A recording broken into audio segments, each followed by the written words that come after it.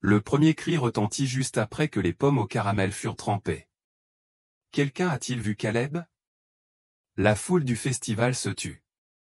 La musique s'arrêta. Les rires se transformèrent en silence. En moins de 60 secondes, le festival des moissonneurs d'automne, l'événement le plus apprécié de Summit Grove, devint le point de départ d'un cauchemar. Caleb Martin, 5 ans, vêtu de sa doudoune rouge et de ses baskets bleues, s'était volatilisé. Pas de clôture brisée, pas de traces de lutte, juste un sac de feuilles d'érable à moitié vide, dans un silence déchirant où ses rires avaient résonné quelques instants plus tôt.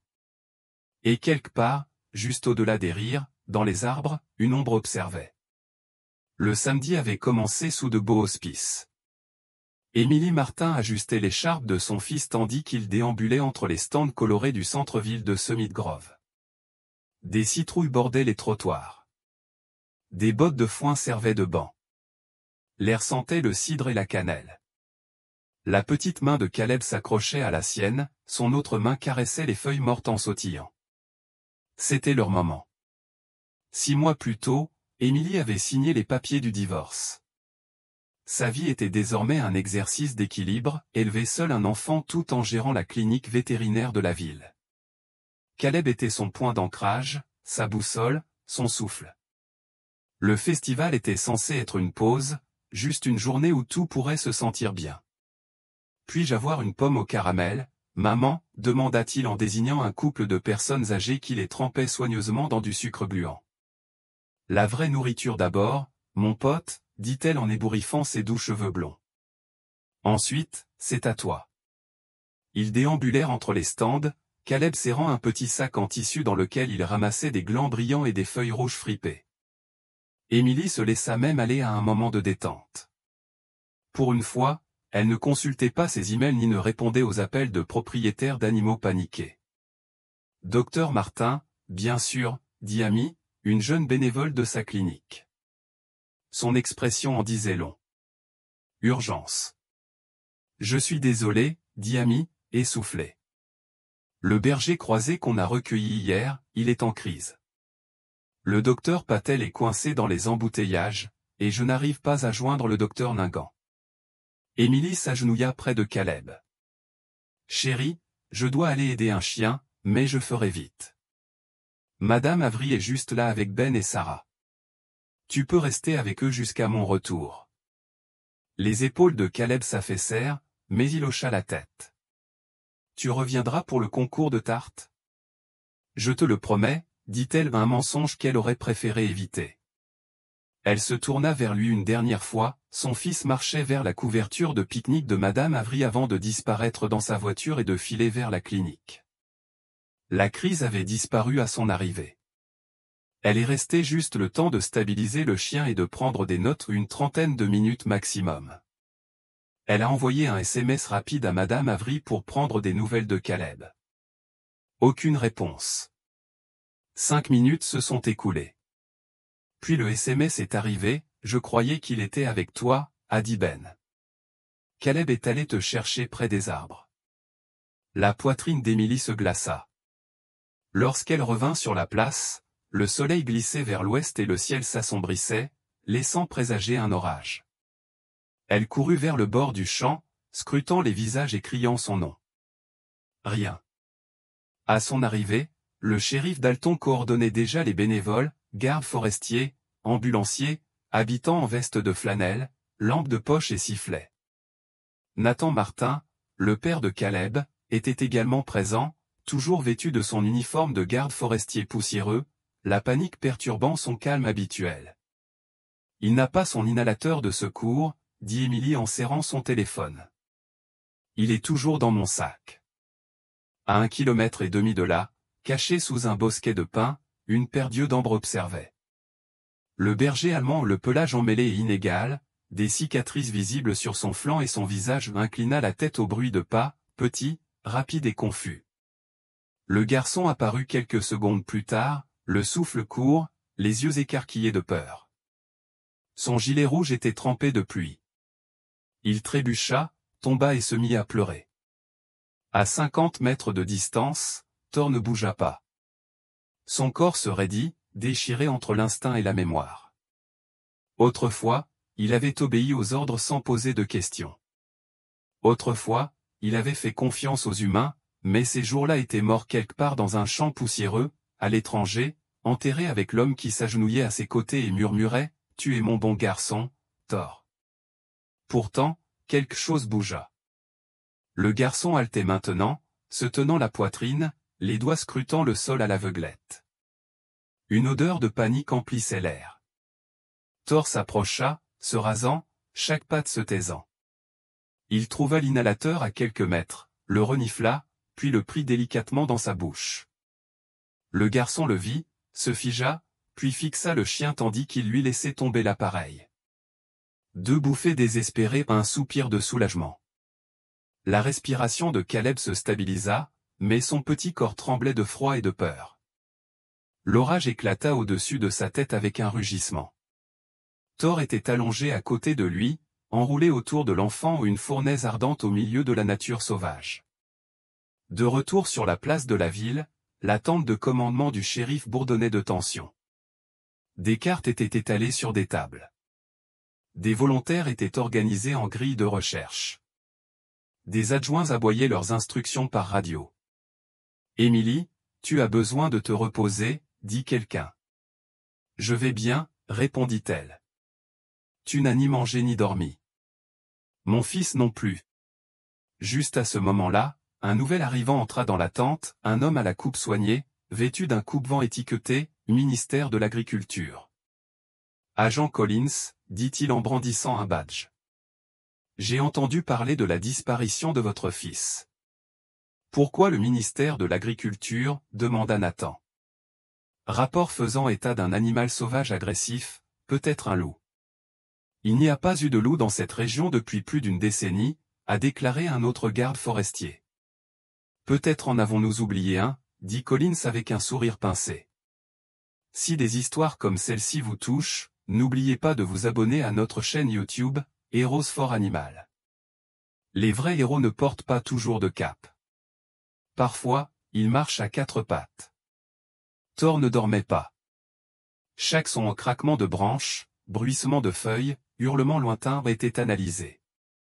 Son seul œil valide scrutait l'obscurité. À un moment, quelque chose d'énorme s'approcha trop près. Thor grogna. La créature recula.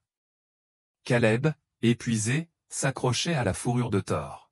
« J'aimerais que tu puisses parler, » murmura-t-il. « Je te demanderai ton nom. » Thor lui lécha la joue. Quelque part au fond des arbres, le vent tourna. La tempête passa, mais le danger, lui, était toujours là, car d'autres étaient dehors, et tous ne cherchaient pas le garçon. Certains pourchassaient le chien. La forêt avait le don d'absorber le bruit. Ce n'était pas seulement le sifflement des sirènes lointaines ou le souffle du vent dans les aiguilles de pin, c'était plus profond que cela, comme si les arbres eux-mêmes retenaient leur souffle. Thor connaissait cette sensation. Il l'avait connue dans les déserts de Kandahar, accroupi près d'un humvé sous une pluie de mortier.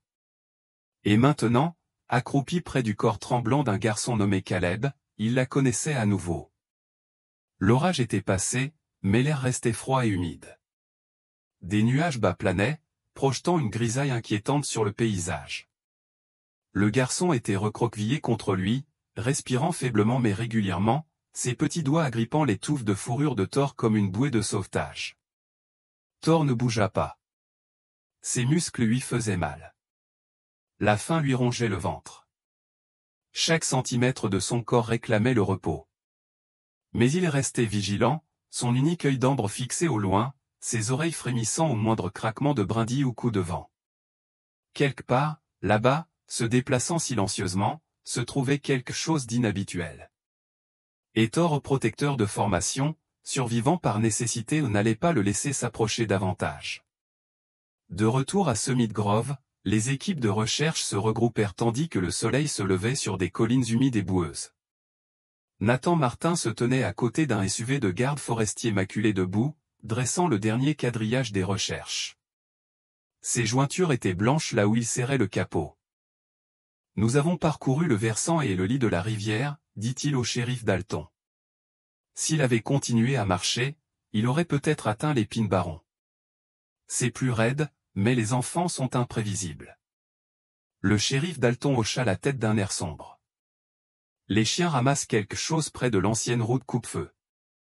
On se redéploie vers le nord.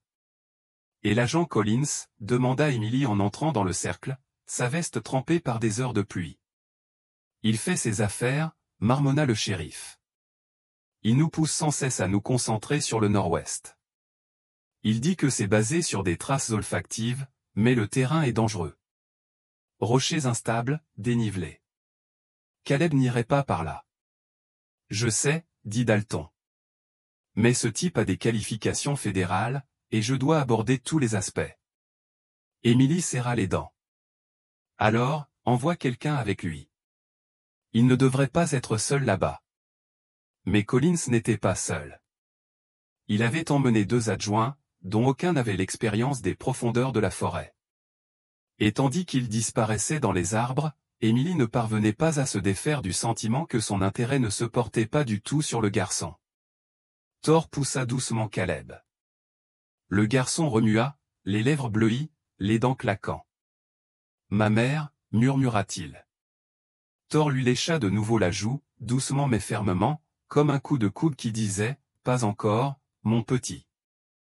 Reste avec moi. » Le chien se déplaça, pressant davantage son corps contre celui du garçon pour partager sa chaleur. Il avait besoin de trouver un abri et quelque chose de mieux que ce creux sous un arbre. Mais Caleb pouvait à peine marcher. Thor se leva, émit un grognement sourd et se laissa retomber. Il le porterait. Le garçon ne résista pas. Que ce soit par épuisement, par confiance ou par instinct, il se blottit sur le dos de Thor comme s'il était à sa place. Ses petits bras s'accrochaient au cou du chien et, ensemble, ils avançaient lentement, prudemment, à travers les broussailles. Chaque pas lui faisait mal et les vieilles blessures de Thor hurlaient en signe de protestation, mais il continuait. Oreilles scrutantes, truffe en alerte, jambes stables. Il avançait avec détermination, comme il l'avait fait des années auparavant, transportant des soldats blessés sur des chemins de terre sous le feu ennemi. Sauf que cette fois, pas de convoi n'attendait, juste des arbres et un garçon qui ne pouvait survivre seul. Pendant ce temps, en ville, le docteur Sarah Avery fixait son écran d'ordinateur, les yeux plissés. Elle avait consulté les dossiers vétérinaires du comté toute la nuit, suivant une intuition. Un berger allemand borgne avait été aperçu à plusieurs reprises ces derniers mois, toujours seul, toujours silencieux. Les agriculteurs disaient qu'il effrayait les coyotes. Un randonneur affirmait l'avoir trouvé gardant un lapin à la patte cassée. Et pas une seule fois, le chien ne s'était montré agressif. Sarah se renversa dans son fauteuil et consulta une vieille base de données vétérinaires du gouvernement. Elle chercha des chiens de travail militaire portés disparus. Son cœur fit un bond lorsqu'une entrée apparut. Thor, 7 ans, unité MPC, division des forces spéciales.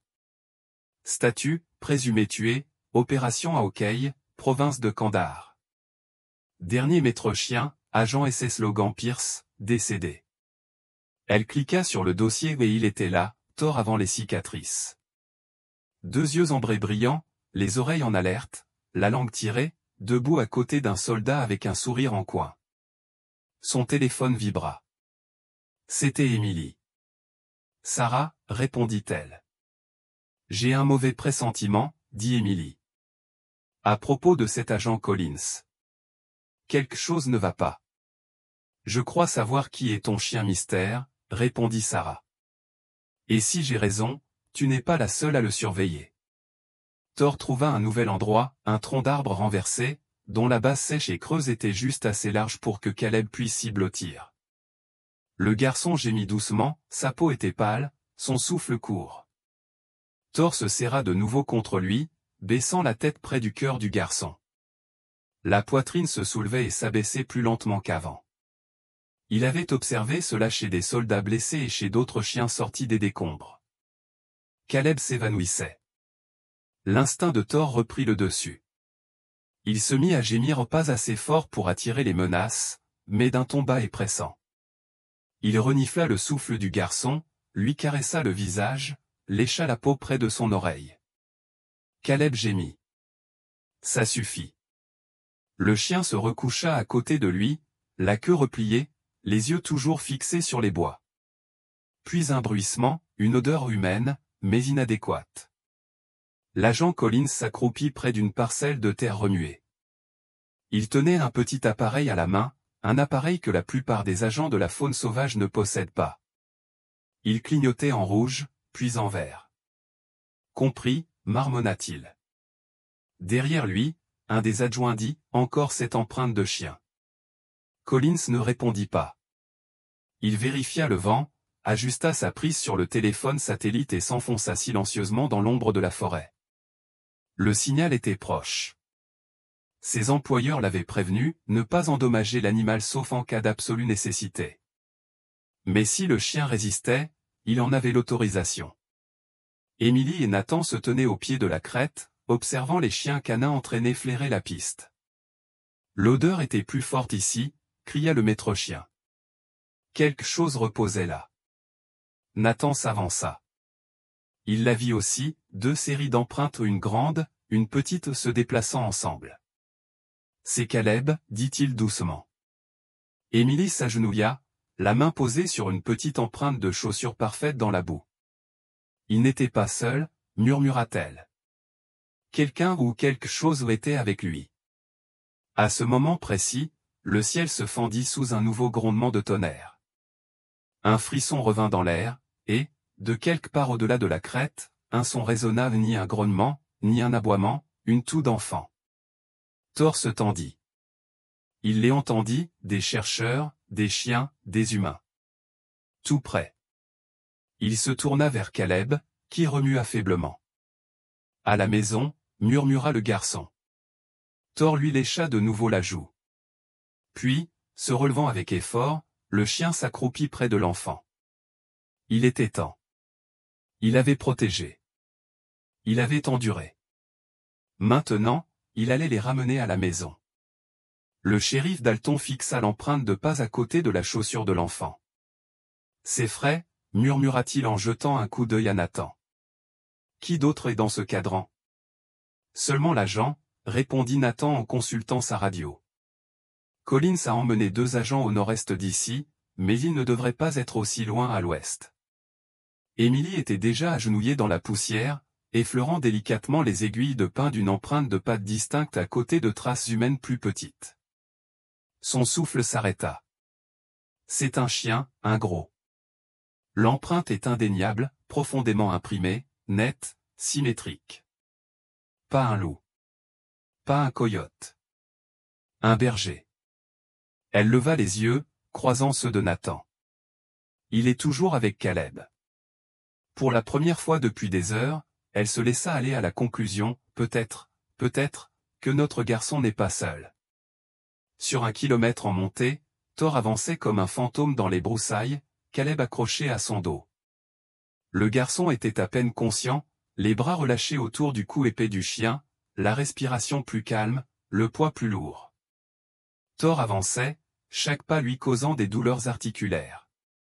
Il connaissait le bruit des humains derrière lui, les appels de recherche organisés, les sifflements, les aboiements des chiens dressés. Mais il connaissait aussi l'autre bruit, celui qui avançait entre les arbres. Un prédateur, mais pas un prédateur né de la forêt. L'agent Collins était accroupi dans un ravin peu profond, une main gantée serrant un pistolet tranquillisant. Le traceur dans sa poche clignotait rythmiquement, moins de 100 mètres maintenant. Sa respiration était régulière. Il avait déjà fait ça, des missions de récupération en Amérique du Sud, en Europe de l'Est. Il ne s'agissait pas seulement d'un chien. Il s'agissait d'un entraînement militaire exclusif, un atout vivant, qui valait des millions. Et il ne repartirait pas les mains vides. Il fit un signe silencieux aux 2 adjoints qui l'encadraient, puis s'avança, juste au moment où un faible grognement résonna dans l'air. Collins se figea. Il connaissait ce grognement et ce qu'il signifiait, le chien savait qu'il était là. Nathan franchit une crête et s'arrêta net. Par ici. Émilie se précipita à ses côtés, manquant de trébucher sur des racines en apercevant le paysage en contrebas. Là, au bord d'un ruisseau peu profond, Caleb gisait recroquevillé sur un carré de mousse, à peine visible sous la silhouette massive de Thor. Le chien se tenait entre le garçon et les arbres, les muscles tendus, un œil fixé sur quelque chose d'invisible dans les bois. Il n'aboyait pas, il se préparait. Un protecteur, un soldat, murmura Émilie. Mon Dieu, murmura Nathan, déjà en train de dévaler la pente. Thor ne bougea pas, jusqu'à ce qu'il aperçoive la mère du garçon. Puis, lentement, il recula, lui laissant juste assez d'espace pour s'agenouiller à côté de son fils. Il garda son corps en angle entre eux et les bois. Nathan se laissa glisser à côté de Thor, posant une main sur le dos du chien. Thor tressaillit, mais ne recula pas. Bon garçon, dit doucement Nathan, les yeux embués. Tu l'as ramené à la maison. Émilie vérifia doucement le pouls de Caleb, soulevant ses paupières et époussetant les feuilles mouillées de son visage. Il est froid mais vivant, son cœur bat lentement mais sûrement. Derrière eux, la radio grésilla, d'autres équipes de recherche convergeaient. Mais quelque chose clochait. Thor ne s'était pas détendu. Son regard restait fixé sur la lisière des arbres. Le shérif Dalton arriva quelques minutes plus tard avec 2 adjoints et le maître-chien. « Faites venir les secours, ordonna-t-il. On a le garçon. » Émilie enveloppa Caleb dans une couverture thermique qu'elle avait reçue du sac du ranger. « Il est stable pour l'instant, dit-elle. Mais il faut l'emmener à l'hôpital. » Le maître-chien déclencha sa radio, brancard en route. Puis, clac. Un craquement sec de brindilles résonna à l'est. Thor, les oreilles plaquées en arrière, le corps tendu. « Tu as entendu ça ?» demanda Nathan en se tournant vers le bruit. Un autre craquement, plus près. « Montre-toi » cria Dalton dans les bois, la main sur son arme. Silence. Puis l'agent Collins descendit des arbres, les mains levées. « Doucement, dit-il. Je ne voulais effrayer personne. » Il regarda Thor. Le chien grogna doucement. « C'est le chien ?» demanda Collins d'un ton désinvolte, les yeux plissés. « Il est avec le garçon qui l'a sauvé » rétorqua Émilie. Collins n'a pas scié. « Ce chien est un atout militaire. Il doit m'accompagner. » Le shérif Dalton s'avança. « En vertu de quelle autorité ? » J'ai reçu un ordre du ministère de l'Agriculture. « Tu traques du bétail ou un héros de guerre ?» rétorqua Nathan. Collins eut un sourire crispé. « Vous ne comprendriez pas » Thor grogna de nouveau, plus fort. Les adjoints portèrent instinctivement les mains à leur ceinture. « Et » dit sèchement Émilie, se tenant entre eux et le chien. « Il ne va nulle part. »« Il est dangereux » dit Collins. « Et tu ne sais pas de quoi il est capable. »« Non » dit Émilie. « Tu ne le feras pas. » 15 minutes plus tard, une civière transportait Caleb vers un camion de garde forestier qui l'attendait. Thor le suivit, lentement mais sûrement, à jamais à plus de 60 cm du garçon. Les ambulanciers ne protestèrent pas, ils en avaient vu assez pour savoir qu'il ne s'agissait pas d'un simple chien errant. C'était un gardien. Lorsqu'ils arrivèrent au début du sentier, le docteur Sarah Avery les attendait avec un véhicule de transport vétérinaire. Elle en sortit dès qu'elle aperçut Thor, les yeux écarquillés de reconnaissance. « C'est lui » murmura-t-elle. « Quoi » demanda Émilie. Sarah brandit son scanner. « Il est pucé. Carte militaire, Thor 7, K9 des forces spéciales, disparu depuis 3 ans. » Elle leur montra l'écran, le profil numérique comportait une photo d'avant, 2 yeux ambrés, les oreilles hautes, le corps mince et dressé. Émilie regarda l'écran puis le chien borgne à côté de son fils, même posture, mêmes yeux, même âme. De retour au poste de garde forestier, le colonel David Hamilton arriva sans prévenir, grand, cheveux argentés, vêtu de l'uniforme militaire. Il descendit de son SUV d'un pas décidé. « J'ai reçu un appel concernant une récupération, dit-il au shérif Dalton. Le bien est-il en sécurité ? Dalton fronça les sourcils. Le chien est là, mais ce n'est pas un bien, c'est un héros. Hamilton retrouva Émilie et Nathan à l'infirmerie. Caleb reposait sur un brancard, tube à oxygène en place, sa poitrine se soulevant et s'abaissant paisiblement. Thor était assis à côté de lui. J'ai autorisé son entraînement, dit Hamilton doucement. Thor était l'un des nôtres, l'un des meilleurs. Tu es venu pour le récupérer, demanda Emily, les bras croisés. Hamilton regarda le garçon, puis le chien. Je suis venu pour m'assurer que les bonnes personnes aient leur mot à dire. Collins entra quelques secondes plus tard, le visage rouge et frustré. Monsieur, j'ai des ordres. Ces ordres sont annulés par l'autorisation du Pentagone, interrompit Hamilton. J'ai parlé au secrétaire à la Défense. Le statut de Thor est à l'étude. Collins ouvrit la bouche, puis la referma. Le shérif Dalton se pencha. Soyons clairs, cette ville ne laisse pas ses héros partir enchaînés, qu'ils soient chiens ou non. Hamilton hocha la tête. Pas de chaîne. Pas aujourd'hui. Plus tard dans la soirée, tandis que Caleb dormait et que Thor se reposait sur un lit à côté de lui, Nathan se tenait dans le couloir, sirotant un café. Sarah s'approcha. J'ai vérifié son dossier médical, malnutrition, blessures anciennes, cicatrices dues aux contentions et aux bagarres. Nathan se raidit. Probablement forcé, mais il ne s'est jamais retourné, acquiesça Sarah. Ce genre de loyauté, ça ne s'apprend pas. C'est lui. Nathan regarda à travers la vitre. Le garçon endormi et le chien silencieux à ses côtés. Tu crois qu'ils vont le laisser rester? Sarah sourit faiblement. Je crois qu'il a déjà fait son choix. Les néons de l'unité de soins intensifs pédiatriques bourdonnaient faiblement, mais Caleb Martin ne le remarqua pas. Il restait immobile, sa petite silhouette entourée de fils, de tubes et de moniteurs. Les machines cliquetaient et bipaient autour de lui, enregistrant des signes vitaux qui ne s'étaient que légèrement améliorés depuis qu'il avait été retrouvé dans la forêt.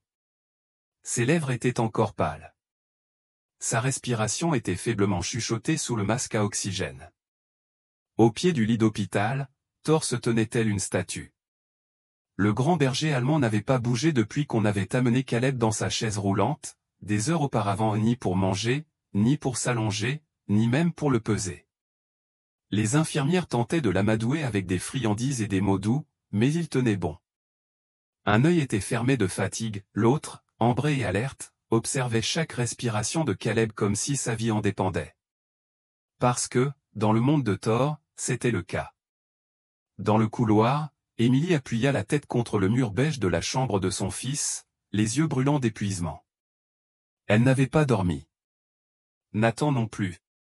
Ils se tenaient côte à côte, sirotant un café amer de l'hôpital, regardant les infirmières passer avec leur presse-papier et une inquiétude silencieuse. Le colonel Hamilton les rejoignit un instant plus tard, un dossier à la main et l'air troublé. « Je viens de parler au ministère de la Défense, » dit-il sans préambule. « Et je dois vous dire toute la vérité sur ce chien. » Emily se redressa. « Nous savons déjà qu'il est spécial. Il a sauvé la vie de notre fils. » Vous le savez, dit Hamilton doucement, mais vous ignorez pourquoi. De retour aux soins intensifs, Thor s'agita tandis que Caleb laissait échapper un léger gémissement dans son sommeil. Son rythme cardiaque monta légèrement en flèche sur le moniteur. Thor s'avança, son nez touchant la main du garçon, et un léger gémissement résonna dans sa poitrine. L'infirmière de garde observa, incrédule, les valeurs du moniteur se stabiliser, l'oxygène se stabilisant, le rythme cardiaque retombant dans une plage plus sûre. Elle griffonna des notes sur son bloc-notes, puis murmura doucement au chien, « Tu en fais plus que nous, mon pote. » Thor ne répondit pas. Il continua simplement à observer.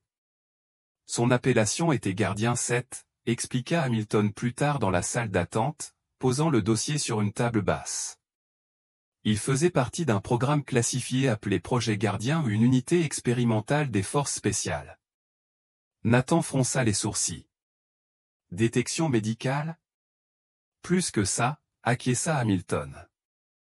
On dressait des chiens comme Thor à détecter des changements physiologiques subtils, infections précoces, hémorragie interne, voire des événements neurologiques comme des convulsions.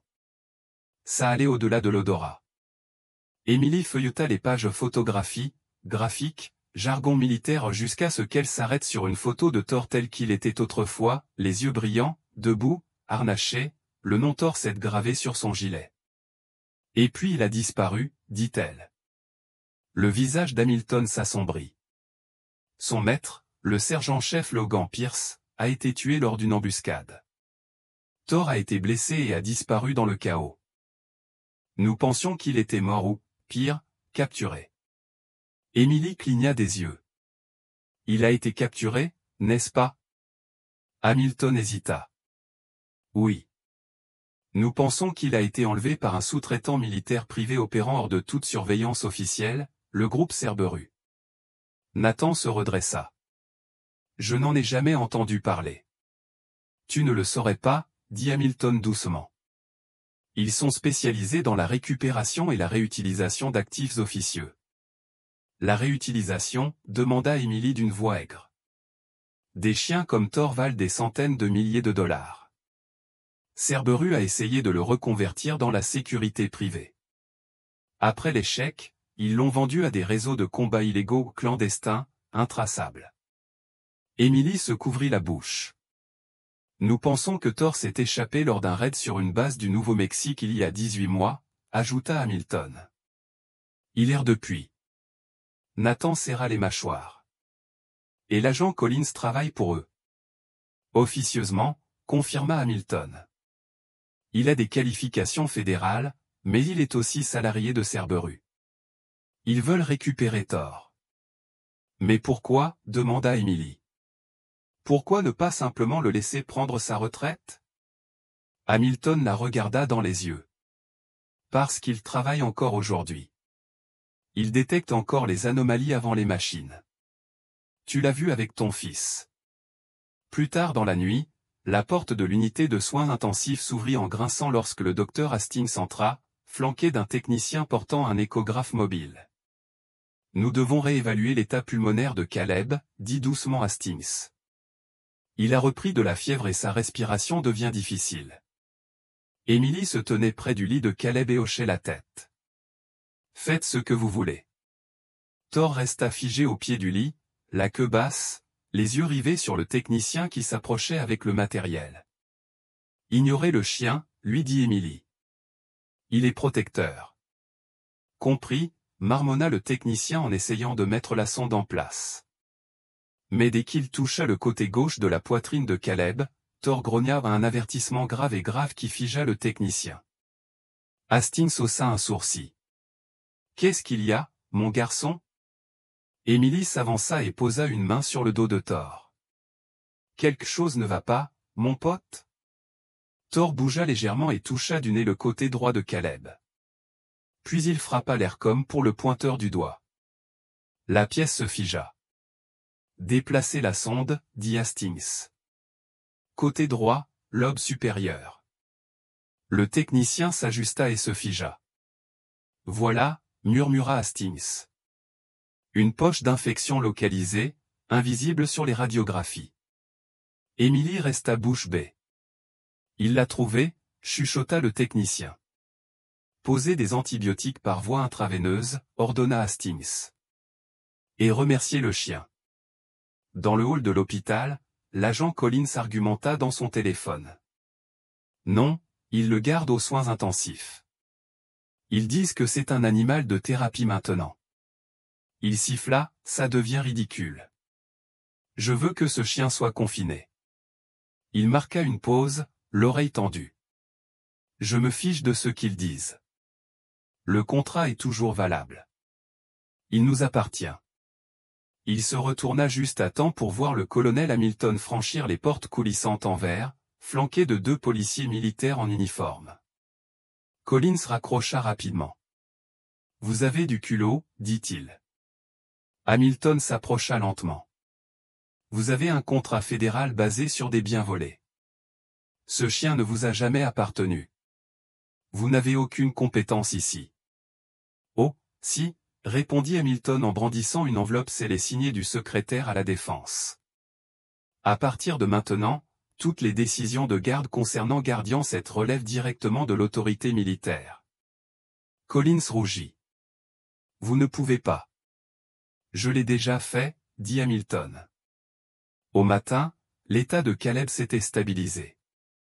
La pneumonie avait cessé de se propager. L'infection avait réagi au traitement. Et pour la première fois depuis qu'on l'avait trouvé, il ouvrit les yeux et murmura « Maman ». Émilie se pencha et lui repoussa les cheveux en arrière d'une main tremblante. « Salut mon cœur, je suis là. » Il tourna faiblement la tête. « Où est Thor ?» Le chien releva la tête, les oreilles dressées. Il s'avança et posa doucement sa patte sur le matelas. Caleb sourit. « Tu es resté. » 2 jours plus tard, dans une petite salle de réunion près de l'aile administrative de l'hôpital, une décision fut prise. Le colonel Hamilton se tenait près d'une table remplie de documents, entouré du docteur Sarah Avery, du shérif Dalton, d'Emily et de Nathan. « Il existe un précédent, dit Hamilton. Les chiens de travail militaire peuvent être confiés à des familles civiles, surtout celles qui ont tissé des liens solides. Nous pourrions donc l'adopter. » Sous certaines conditions, répondit Hamilton à la question de Nathan. Il sera toujours suivi par le département de la Défense. Il aura besoin d'examens vétérinaires réguliers, mais oui, si sa demande est approuvée, il pourra finir sa vie avec vous. Émilie regarda les autres. Alors, que devons-nous signer? Sarah sourit. J'ai déjà tout imprimé. Finissons en avant que quelqu'un ne change d'avis. Cette nuit-là, Émilie était assise près du lit d'hôpital de Caleb, des papiers sur les genoux, un stylo à la main. « Tu vas vraiment être à nous, Thor, murmura-t-elle. Alors que le gros chien posait sa tête sur les jambes de son fils, Caleb tendit la main, ses doigts s'enroulant autour de la peau du cou de Thor. « Tu n'as plus besoin de courir, dit-il d'une voix endormie. Thor ne bougea pas, mais le léger bruit de sa queue sur le sol en disait long. Dès la 3e nuit à l'hôpital pour enfants de Denver, les infirmières avaient cessé d'essayer de convaincre Thor de quitter la chambre. Elles avaient retenu la leçon. Il n'aboyait pas. Il ne gémissait pas. Il ne les gênait pas. Il restait simplement posté comme une sentinelle sous le lit de Caleb Martin, toujours aux aguets, toujours à l'écoute. Chaque fois qu'une machine émettait un bip irrégulier, chaque fois que Caleb bougeait dans son sommeil, le berger allemand borgne était le premier à le remarquer. Il bougeait rarement, mais quand il le faisait, c'était volontairement. Quand la poche de perfusion sonnait, il se levait. Quand Caleb gémissait dans son sommeil, il se levait et donnait un coup de coude au matelas. Lorsqu'une nouvelle infirmière entrait dans la chambre, il restait immobile, mais il surveillait chacun de ses pas. Le personnel des soins intensifs ne s'embarrassait plus du protocole, il s'assurait simplement qu'il y avait un bol d'eau à côté du lit du garçon et une serviette pliée où Thor pouvait reposer ses pattes avant. Car même les infirmières les plus sceptiques commençaient à comprendre qu'il ne s'agissait pas d'un simple chien. Émilie revint de la cafétéria de l'hôpital avec 2 tasses de café et entendit une à Nathan, affalée sur une chaise en vinyle de la salle d'attente, juste devant la chambre de Caleb. « Des changements ?» demanda-t-elle. « Un peu, » dit-il en se frottant les yeux. Il se maintient. Les chiffres sont bons. Et Thor continue son service. Ce chien est une sacrée machine, dit Émilie en s'asseyant à côté de lui et en sirotant lentement. Ils m'ont envoyé d'autres documents ce matin, la finalisation de l'adoption. Une dernière évaluation. Qui évalue? Demanda Nathan. Hamilton? Non, soupira-t-elle. Quelqu'un du Pentagone, un expert comportementaliste civil qui supervisait le placement des chiens canins à la retraite. C'est le docteur Megan Lee. Elle arrive ce soir. Nathan haussa un sourcil. On l'a déjà vu sauver la vie de Caleb à 2 reprises. Que leur faut-il de plus, soupira Émilie. La preuve qu'il ne représente pas une menace pour les autres, qu'il est stable. Nathan ricana doucement. Il est plus stable que moi. Elle sourit, mais son sourire n'atteignit pas ses yeux. Ils savaient tous les deux comment ça marchait, un faux mouvement, une mauvaise interprétation du langage corporel de Thor, et tout pouvait leur être retiré. De l'autre côté de la ville, au bureau du shérif du comté de Pinrest, le shérif Dalton feuilletait des rapports lorsque son téléphone sonna. C'était le colonel Hamilton. J'ai besoin d'une faveur, dit-il. Cerberus n'a pas abandonné. Dalton se redressa soudain. Que voulez-vous dire? Ils font pression, les équipes juridiques, la pression des lobbyistes. Il paraît qu'ils ont dépêché quelqu'un au noir, un agent de récupération privée, quelqu'un comme Collins. Pire encore, quelqu'un qui ne montrera pas son badge, prendra le chien et disparaîtra. La voix de Dalton se durcit. Ce chien fait partie de la ville maintenant. On s'occupe d'une autre. Alors, soyez prêts, dit Hamilton. Au cas où. De retour à l'hôpital, Thor leva la tête. Il ne grogna pas. Il n'aboya pas. Mais quelque chose avait changé, une odeur, un écho dans le couloir, des pas qui ne correspondaient pas au rythme des infirmières ou des médecins. Trop doux. Trop prudent. Il se leva. Caleb remua. Thor, murmura-t-il. Le chien se retourna brièvement, puis reprit sa position de garde, la posture rigide. Une infirmière tapota légèrement la vitre. « Vous avez une visite, dit-elle à Emily. De Washington. » Emily se leva et rajusta son pull tandis qu'une femme grande et posée, aux cheveux noirs coiffés en un chignon soigné, entrait dans l'aile pédiatrique. « Docteur Lee, demanda Emily. « Oui. J'ai consulté le dossier de Thor. Puis-je le voir ?» Nathan poussa la porte pour elle. « Il est juste là. Au même endroit qu'il est resté toute la semaine. » Lee entra lentement, s'accroupissant pour laisser Thor voir ses mains. Elle ne s'approcha pas de Caleb. Elle ne parla pas.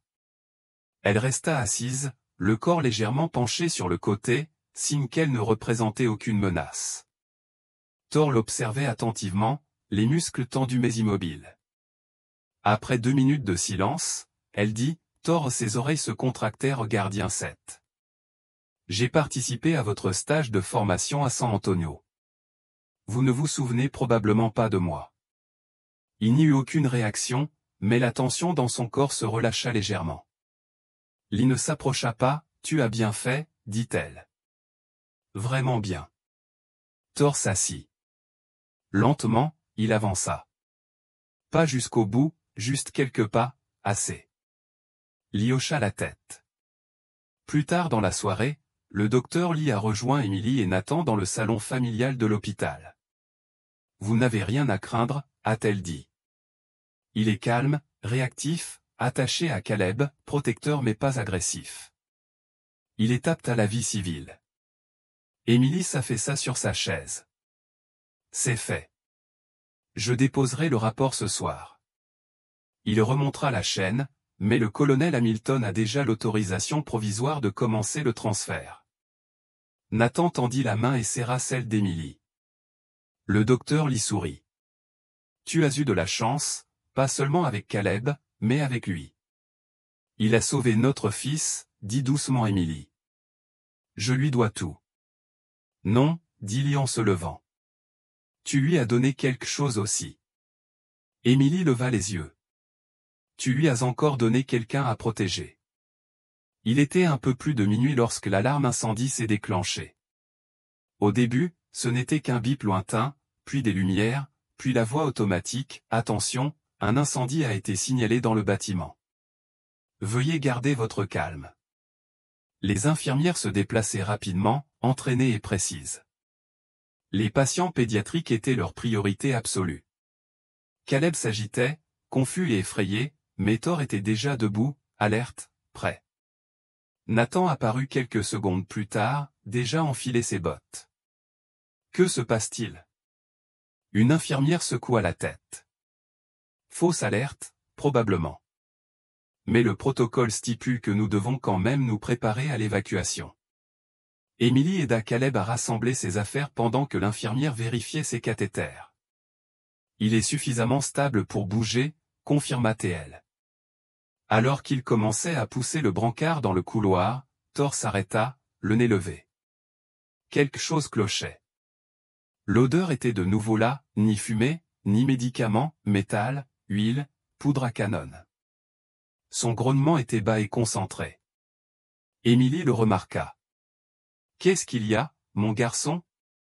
Puis les lumières vacillèrent. À l'entrée de service, en bas, un homme en tenue d'hôpital ouvrit une porte latérale à clé, laissant entrer 2 silhouettes. Tous deux portaient des vestes sombres et des écouteurs, pas d'un signe, pas de question. Ils se déplacèrent rapidement, l'un d'eux tenait un fusil tranquillisant. Dans la cage d'escalier, Thor se retourna brusquement. Quelqu'un arrivait. Il s'interposa entre le brancard et la porte, grognant plus fort. Caleb gémit alors. Thor, qu'est-ce qui ne va pas? Nathan jeta un coup d'œil dans le couloir et jura. On a de la visite. Émilie se figea. Que veux-tu dire? Pas le personnel hospitalier, a-t-il dit. Ces types sont armés. Au fond du couloir, une voix aboya, éloigne-toi du chien. Nathan leva instinctivement les mains. Émilie se plaça devant le brancard. Thor se tenait droit, son œil unique fixé sur les ombres qui approchaient. Puis il chargea. Le couloir s'agita brusquement. L'un des hommes brandit son pistolet tranquillisant, mais Thor fut plus rapide. Il bondit, ses dents s'enfonçant dans l'avant-bras rembourré de l'homme, projetant le fusil au sol. Le deuxième homme sortit un tasé, mais Nathan le plaqua contre le mur. Des cris résonnèrent dans le couloir. Les infirmières se dispersèrent. Un agent de sécurité siffla. Thor tint bon jusqu'à l'arrivée des renforts. En quelques minutes, les intrus furent maîtrisés, la sécurité de l'hôpital et la police de Denver les menottèrent. Ils refusèrent de parler, mais sur l'un d'eux, caché sous un coupe-vent, se trouvait un écusson, Cerbère. Le colonel Hamilton arriva juste avant le lever du soleil. Il se tenait près de Thor, qui gisait maintenant recroquevillé près du lit de Caleb, épuisé mais indemne. Je les avais prévenus, murmura Hamilton. Mais je ne pensais pas qu'ils iraient aussi loin. Émilie arpentait la pièce. Ils ont essayé de le kidnapper dans un hôpital pour enfants. Nathan était furieux. On pourrait porter plainte. Tu le feras, dit Hamilton. Et plus encore. J'ai déjà contacté le ministère de la Justice. Cerberus a outrepassé ses obligations. Ils sont finis. Il se tourna vers Thor et s'agenouilla à côté de lui. Tu en as encore, n'est-ce pas, soldat? Thor ouvrit les yeux, remua la queue, puis reposa sa tête sur le pied de Caleb. Plus tard dans la journée, Émilie s'assit à côté de son fils, qui se redressait enfin et mangeait de la compote de pommes. Maman, dit-il doucement, ils vont emmener Thor. Elle le regarda, écartant une mèche de cheveux de son front. Non, mon chéri. Il est à toi maintenant. Caleb sourit et se pencha pour gratter l'arrière des oreilles de Thor. Alors je ne te lâcherai plus jamais. Thor, sans un bruit, lécha la main du garçon en signe d'approbation. Quelque part au plus profond du cœur de ce chien malmené, quelque chose d'ancien et de puissant s'installa. Ce serait son message éternel.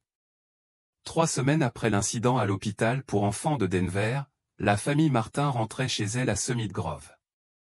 L'automne était déjà bien avancé et l'air des montagnes était devenu vif.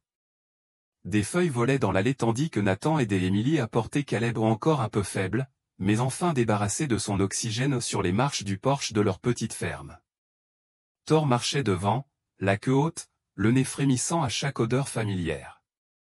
Il avait déjà fait ce voyage silencieux et seul se faufilant à l'orée des pins la nuit pour trouver des miettes de nourriture et un refuge. Mais maintenant, il franchissait la porte d'entrée comme s'il y était chez lui, parce que c'était le cas. La ville est arrivée 2 jours plus tard. Les voisins ont apporté des tartes, des ragoûts et des tas de bois de chauffage. Le maire a remis à Caleb un certificat et une clé de la ville en plastique, mais brillante et authentique pour un enfant de 5 ans. Le shérif a prononcé quelques mots. Même la fanfare du lycée est venue jouer l'hymne national. Mais Thor était la star. Il s'assied à côté de Caleb sous les applaudissements et les acclamations de la foule. Il portait un simple col noir au plus un gilet tactique, même si l'étiquette accrochée indiquait « Gardien s'est a pris sa retraite avec honneur ». Les enfants se relayaient pour le caresser. Les journalistes tentaient de prendre des photos. Il supporta tout cela avec une dignité sereine jusqu'à ce que Caleb se fatigue. Puis il se releva et se repositionna juste à côté du garçon à un signal silencieux, « C'est fini. On rentre à la maison. » Et la foule recula respectueusement. De retour à la ferme, la vie reprit un cours presque normal, même si rien ne pouvait plus jamais être comme avant. Émilie retourna à la clinique vétérinaire à temps partiel, son équipe la remplaçant lorsqu'elle devait rentrer. Nathan réduisit les patrouilles des gardes forestiers et se concentra sur les sentiers proches de la ville. Caleb passait ses matinées avec un enseignant local qui venait à la maison et ses après-midi à faire la sieste avec Thor blotti contre lui. Le chien ne le quittait jamais. Il s'asseyait près de la baignoire quand Caleb prenait ses médicaments. Il s'allongeait près du lit quand Caleb toussait la nuit. Il le suivait jusqu'au poulailler et le ramenait à l'intérieur pour manger. Parfois, Émilie surprenait Thor qui observait Caleb, non seulement comme un garde, mais comme s'il faisait le point, il respirait bien, marchait droit au bien. Souriant? Très bien. Elle n'avait jamais rien vu de tel. Par un dimanche tranquille, Émilie se tenait dans le jardin, une tasse de thé à la main, observant Thor fouiner dans le jardin. Ces derniers temps, elle avait beaucoup réfléchi au destin, à l'étrange façon dont les vies se croisaient, à ce que signifiait être choisi par quelque chose de sauvage, de loyal et de féroce. Nathan sortit et la rejoignit. « Il se détend enfin, dit-il. » Émilie hocha la tête. Il lui a fallu du temps. Tu sais ce que le colonel Hamilton a dit avant de partir? Que la dernière mission de Thor était censée être avec une unité des forces spéciales en Syrie, mais qu'elle a été réaffectée à la dernière seconde où la logistique a changé de responsable, nouveaux ordres. Émilie regarda autour d'elle. Donc, si ça n'était pas arrivé, Thor ne se serait peut-être pas perdu, ni dans ce camp, ni dans nos bois. Ils restèrent un instant silencieux. La vie est bizarre, ajouta Nathan. Émilie rit doucement. Oui, mais parfois, ça marche. Plus tard dans la semaine, le docteur Sarah Avery est venu lui remettre le rapport médical final de Thor. Il est complètement rétabli, a-t-elle déclaré. Il a repris du poids. Ses anciennes blessures ont bien guéri. Même l'orbite est fermée sans infection. Caleb était assis à côté d'elle dans la cuisine, donnant des morceaux de pommes à Thor. Et son entraînement, demanda Nathan. Il obéit toujours à tous ses ordres, répondit Sarah. Mais il ne répond plus aux personnes extérieures à sa famille, c'est bon signe. Il est lié. Vous êtes sa meute maintenant. Elle se tourna vers Caleb. Tu es son humain pour toujours, mon petit. Caleb sourit. Je sais. Sarah baissa les yeux vers Thor. Tu es prêt à être un simple chien maintenant? Thor posa son menton sur le genou de Caleb. C'était une réponse suffisante. Mais tout n'était pas encore réglé. À la sortie de la ville, face à une station-service délabrée, un SUV noir était immobilisé, vitres teintées. À l'intérieur, un homme en costume sombre observait avec des jumelles. Tandis que Thor trottait à côté du garçon près du sentier forestier, il nota sur un bloc-notes, sujet stable, intégré avec l'enfant. Aucune autre mesure recommandée. Puis il a pris un téléphone sécurisé. Asset Guardian, c'était irrécupérable, a-t-il dit. Clôture du dossier recommandé. Un long silence, puis, compris. L'homme démarra, s'engagea sur la route principale et disparut dans les arbres. Thor ne leva même pas les yeux, mais pour la première fois depuis des mois, sa posture s'adoucit complètement. Quelques jours plus tard, par un après-midi ensoleillé et une brise fraîche, les Martins organisèrent un petit barbecue dans le jardin pour leurs amis proches et leurs voisins. Caleb riait, chassant les bulles où son énergie était enfin revenue. Émilie retournait les hamburgers. Nathan nettoyait le barbecue. Sarah et le shérif Dalton s'installèrent sur des chaises longues avec de la limonade et Thor. Thor était allongé sur une couverture sous le chêne, les yeux mi-clos, la queue battant doucement chaque fois qu'on l'appelait. Il était chez lui, et il le savait. Ce soir-là, Émilie borda Caleb et l'embrassa sur le front. Tu sais que tu es l'enfant le plus chanceux du monde, n'est-ce pas? Caleb hocha la tête, endormi. À cause de Thor. Parce que Thor t'a choisi. Caleb tendit la main et la posa sur le dos du chien endormi. Alors je prendrai soin de lui pour toujours, dit-il. Thor ne s'est pas réveillé, mais sa queue a frappé 2 fois le sol. Et pour la première fois depuis l'Afghanistan, depuis le chaos, le feu et le bruit, depuis la perte de son premier maître, Thor dormit vraiment. Non pas du sommeil agité de la survie, mais d'un sommeil profond, sûr et paisible, comme en famille. Merci infiniment d'avoir suivi l'histoire de Caleb et Thor, un récit de bravoure, de survie et du lien indéfectible entre un enfant et un chien au cœur de soldat. Si vous aviez la chance d'adopter un héros comme Thor, le feriez-vous? Dites-le nous dans les commentaires. Et de la part de nous tous, merci d'avoir regardé Heroes for Animal.